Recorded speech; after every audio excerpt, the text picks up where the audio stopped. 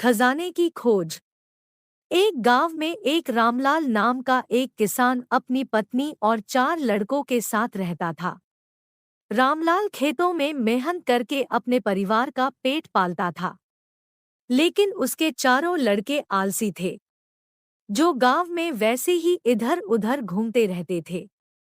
एक दिन रामलाल ने अपनी पत्नी से कहा कि अभी तो मैं खेतों में काम कर रहा हूँ, लेकिन मेरे बाद इन लड़कों का क्या होगा?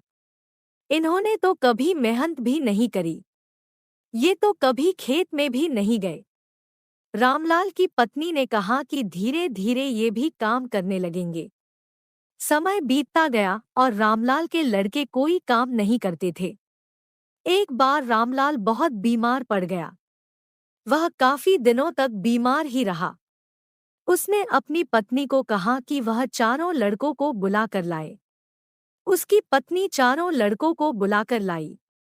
रामलाल ने कहा, लगता है कि अब मैं ज्यादा दिनों तक जिंदा नहीं रहूंगा। रामलाल को चिंता थी कि उसके जाने के बाद उसके बेटों का क्या होगा। इसलिए उसने कहा, बेटों, मैंने अपने जीवन में जो भी कुछ कमाया है वह खजाना अपने खेतों के नीचे दबा रखा है। मेरे बाद तुम उसमें से खजाना निकालकर आपस में बांट लेना।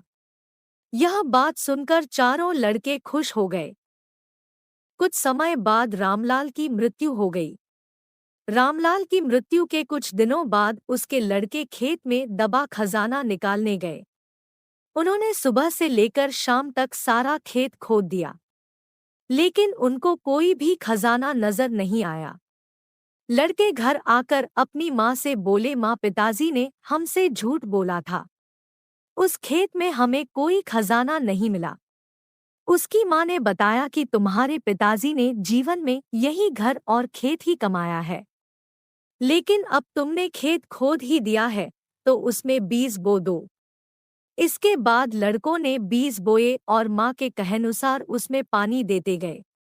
कुछ समय बाद फसल पककर तैयार हो गई, जिसको बेचकर लड़कों को अच्छा मुनाफा हुआ, जिसे लेकर वह अपनी माँ के पास पहुँचे।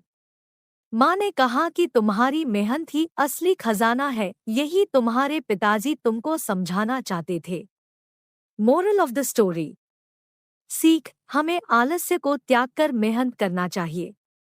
मेहनत ही इंसान की असली दौलत है।